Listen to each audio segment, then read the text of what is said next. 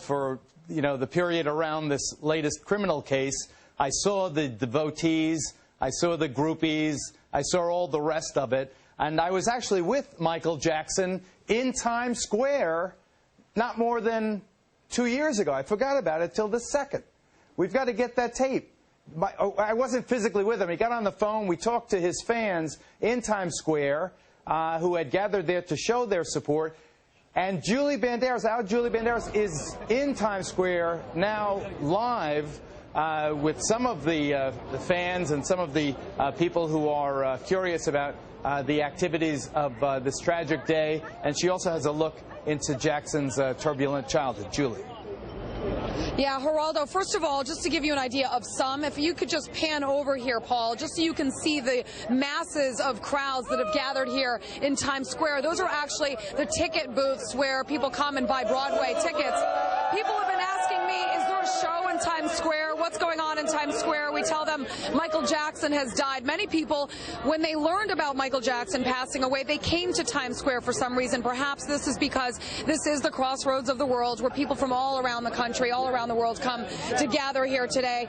Silvio is actually from Australia. Silvio, you got the news. You're here traveling in New York City. Absolutely.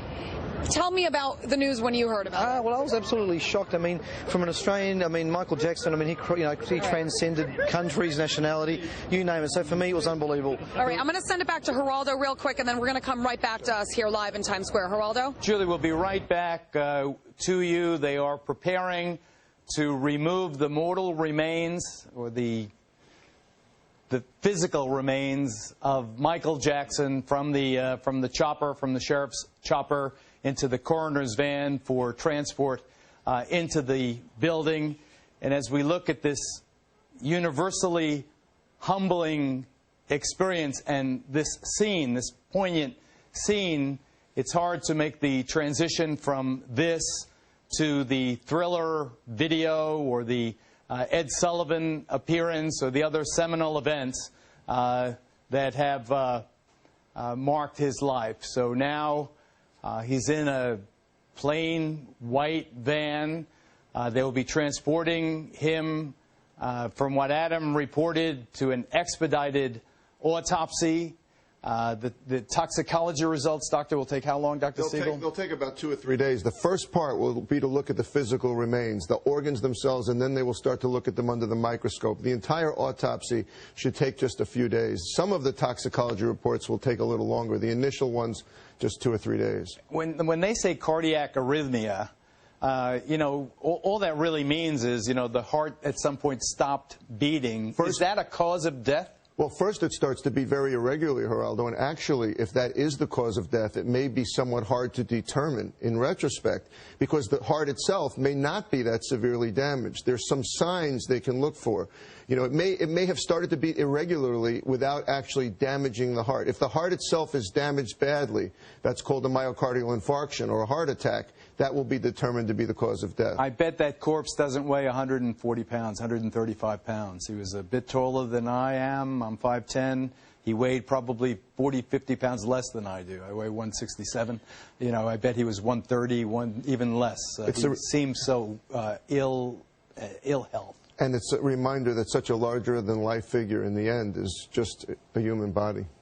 And Julie, do you find sorrow in Times Square? Is it curiosity? What would you report the main emotion of the passers-by? It seems like people get excited when you talk about Michael Jackson. I don't mean to be morbid here, but Michael Jackson, the biggest pop star this country has ever seen, has died. Yet when you talk about it, you have smiles on people's faces. Perhaps that's because people remember his music more than, unfortunately, the controversial legend that he left behind, being his background with the sex charges that happened back in the early 2000s. I just want to talk to you because you happen to be a huge fan. Would you say that you're feeling sorrow today? I'm not even sad yet because I cannot even believe it happened. I got like 300 text messages today saying he died. I got on Twitter, all over Twitter, Facebook, I can't even believe it happened. I'm like devastated, but yet at the same time I'm still in shock. Like Michael Jackson, I don't even believe it. And you're a huge fan. You know all his songs. I know all his songs, Thriller, like even like the later songs that people didn't even like that much. I loved them. I was a huge fan, and like he will live forever in my headphones and headphones around the world. Do you guys feel like this is a sad day? I mean, you know, despite Michael Jackson's history. Elvis Presley, I would say it's the same day as when Elvis died, John Lennon died. I'd put it on par with those days. I think they're moments where you were standing, you will always remember that moment. Silvo, you said that you remember where you were when Elvis died. Where you were? I was actually in Columbus Circle when I noticed people gathering around televisions, and that's it's a moment I'll never forget. And you'll never forget the moment you were where you learned Michael Jackson passed away. Absolutely not. Absolutely not. The same as... All right. All right, Geraldo, I'm going to send it back to you. All right, Julie, thanks. Let's just review what it is we have been watching, even as the crowd in Times Square was responding to Julie's questions about what their reaction to Michael Jackson's passing is. His body was transported from the Ronald Reagan UCLA Medical Center by sheriff's helicopter very close to the L.A. County Coroner's office. His body was then, and I'm sure we'll see the shot again, removed from the helicopter. You could see just by looking at it, the size of it, the slightness of it, compared to the law enforcement and other officials, how tiny he was. He was removed from there, the medical center, to the coroner's office, where we are told the autopsy will be expedited.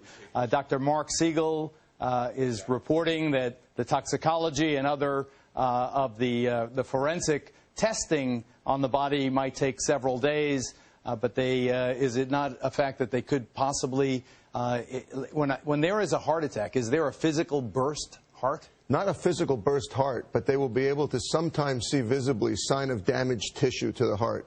And then they will begin to look under the microscope to confirm it. They may also determine, by the way, that he stopped breathing first. They may see fluid in the lungs. So they will be examining the lungs and the heart physically very carefully. And again, folks, I want you all to remember our reporting about the disarray in his personal life.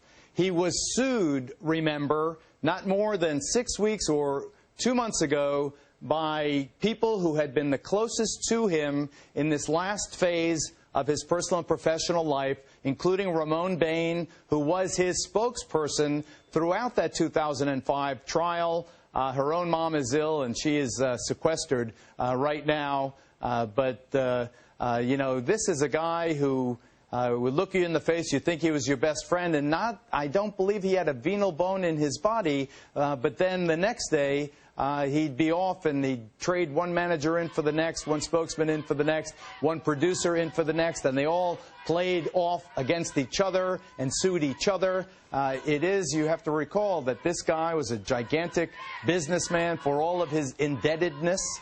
He was still had a revenue estimated at $500 million based on his music catalog. Remember, it included many of the Beatles songs. This is a guy who had an avalanche of cash cascading down into his life, but he spent it. During the time I was at Neverland Ranch, the extravagance, incredible, exotic animals everywhere, a house that was lavish in its decor, portraits of Jackson everywhere, you know, a full-size movie theater, a staff that looked as if, to me, it was, you know, a county a highway department, so numerous were they. Uri Geller joins us. Uri Geller, a friend of Michael Jackson's, and you know, magician and entertainer, and a person who was so close to Jackson that you may recall that Uri Geller helped negotiate the interview that Michael did with ABC's Martin Bashir, the interview that really began the decline and fall in many ways of Jackson in recent years. But Uri, how do you feel about having played that part in history, getting him in front of the camera to be taken apart by Bashir? How do you feel today?